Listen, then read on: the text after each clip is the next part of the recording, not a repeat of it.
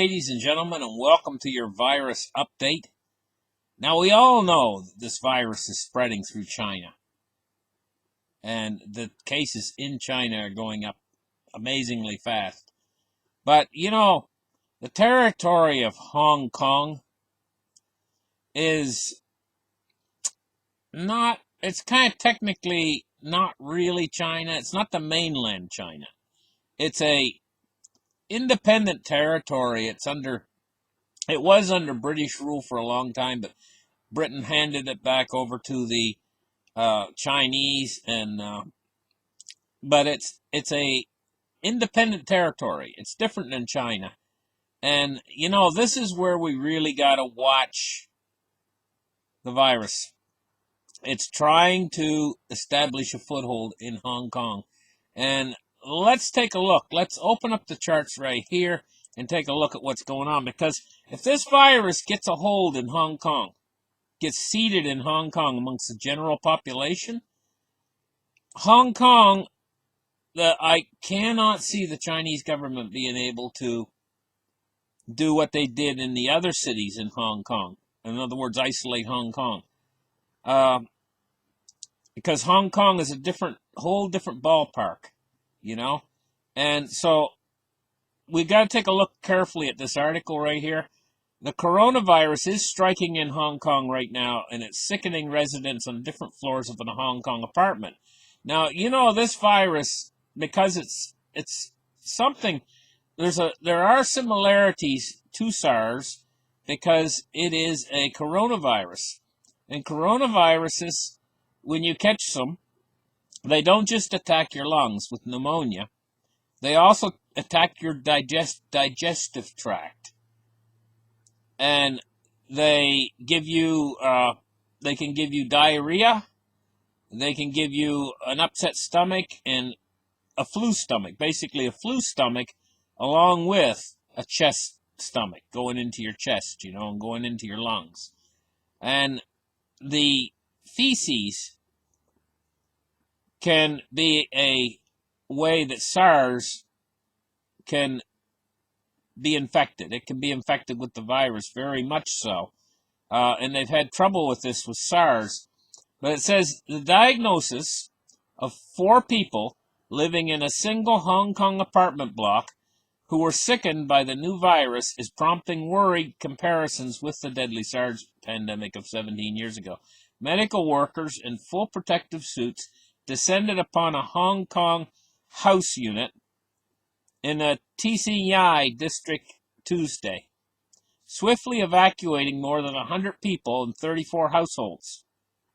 After the 4 were found infected with the new pathogen from the same family of coronaviruses as SARS, or severe acute respiratory syndrome. Health officials called it a precautionary measure after a 62-year-old woman diagnosed with the virus Tuesday was found living 10 floors directly below a man who was earlier confirmed with the virus. The woman's son and daughter-in-law who live with her were among 7 new cases reported Tuesday, raising the city's total to 49.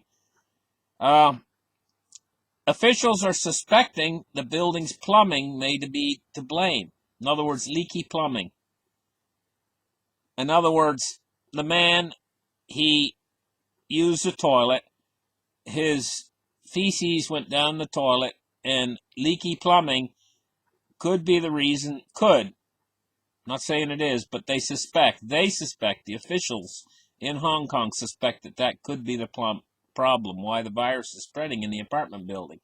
It says the 34 households evacuated live vertically above or below the woman and share the same sewage system. A modified toilet drainage pipe in her unit may have helped spread the virus, and officials are checking if any other units have made such alterations while they disinfect the building. Authorities sought to assure the fears of an epidemic, dismissing similarities to the SARS community outbreak at the Amoy Gardens in 2003. 300 people were infected and 42 people died at the time, after a defective sewage pipe in the apartment block was believed to have caused the vertical spread of the SARS virus. Vertical means that whoever lives up above, they flush their toilet, and people down below can actually catch it. It can either come out through the venting system or whatever. I mean, this pathogen is extremely. It's got a high R naught value, and so it's extremely contagious. And it's probably, I'm not going to say 100% sure, but it very well could be that it can be aerosolized by, now, I'm not sure if that's been proven yet or not, so about it being aerosolized, but I would suspect that it can be aerosolized. While some residents could be seen moving out with their luggage, others who spoke to the Associated Press said they weren't overly worried. This is the residents of the building. Now, let's take a look at the details here, because important parts are in the details. And this has just happened, this story, it's just happened in Hong Kong. It says they evacuated from this building more than 100 people in 34 households. 4 were found to be infected with the new pathogen, the new virus, the coronavirus. And if we read down here a little bit further, so those 100 households evacuated, 34 households, I should say, no, not 100 households, 100 people with 34 households were evacuated. And they live vertically above or below the woman who has the virus. And they share the same sewage system. Okay? But what we notice about this is that these 34 households, it says right here, it says, while some residents, these are the 100 residents who were evacuated, could be seen moving out with their luggage, I don't see anywhere here that it says that those 100 residents that we see moving out with their luggage are under quarantine. It just says that while some residents could be seen moving out with their luggage. So where are they going to go? There are 100 different people there being pushed out of that apartment. We've seen several people in the apartment, I guess 4, who have come down with this new disease in that same apartment building. And these 100 people are moving out with their luggage. My big question is, are they under quarantine? Those 100 people. And where are they going to go in the city when they leave there? Are they all going to go in different directions in Hong Kong? And are they not under quarantine? There's a big questions I have. And from what it says here, it says that these residents, these 100 people, could be seen moving out with their luggage. And it says others who spoke with the Associated Press, I guess these 100 people who spoke with the Associated Press, said they weren't overly worried. Okay? Where are they going to go in Hong Kong? And there's a 14-day incubation period. Could it be possible that some of these 100 people that are seen moving out with their luggage have the virus but are not showing any symptoms? And where are they going to go? They could go off in any different direction in the city. And by the time they get sick, how many more people might they infect then in Hong Kong, these 100 people? So let's just say 4 have become infected already. Maybe another 4 out of these 100 will become infected at some point in the next 2 weeks.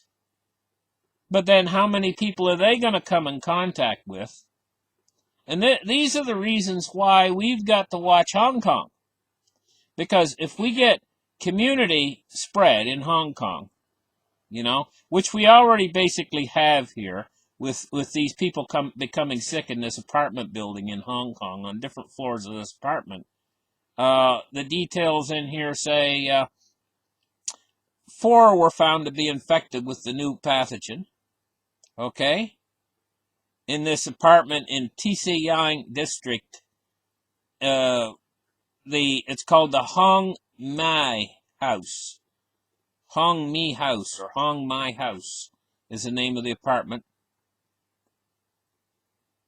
They swiftly evacuated the more than 100 people in 34 households. after 4 were found to be infected with the new pathogen. My big question mark, we've seen how it spreads inside cruise ships. Okay? This apartment building, I see the spread being very similar in my mind to what's happening on board the cruise ships.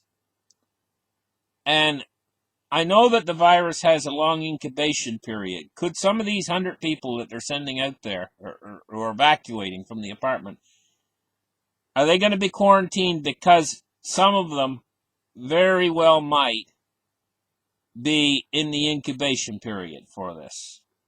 And by the time they get sick, even one of these people, just say one of them comes down with it and gets sick, what if they get scared and decide not to report it to authorities and they stay sick for, gosh knows, maybe a week or 2 weeks, and they're going around buying things at the market and so on and so forth, going around town, maybe going to a restaurant, whatever, by the time they get sick enough where this could erupt in Hong Kong as a community-to-community spread, and they could very easily lose control over it to the point where they can't track down every individual any longer, where it just becomes a mess in Hong Kong. In Hong Kong, we got to take a look at Wuhan. What happened in Wuhan? Within a matter of a few weeks, it became a total mess, and basically they had to lock down the entire city. Well, I can't see them being able to lock down Hong Kong. And people travel from Hong Kong everywhere. Everywhere. It's a hub city. Hong Kong. It's Hong Kong. It's like New York. It's Hong Kong. And so, I want to know, are they going to quarantine these 100 people? It doesn't sound like it here from what I'm reading. That's what I want to know. Because if they lose control over this thing, it's going to be a total mess. I was reading today that officially, I think they say it's 2.2% mortality rate. And I think today I read that they upped it to 2.4%, the mortality rate. So, that's putting it on par with the Spanish influenza of 1918. And, well, I'm not going to go on any further. I just think that right now, at this point, with this virus, no wonder that the World Health Organization said that it's public enemy number 1. And the reason why is they got a tiger by the tail. They got a tiger by the tail. Will they be able to keep it under control? I don't know. But I do know they got a tiger by the tail. Thank you guys for listening to this report. Like and subscribe. Give me a thumbs up. And we'll catch you guys in the next video. Bye-bye.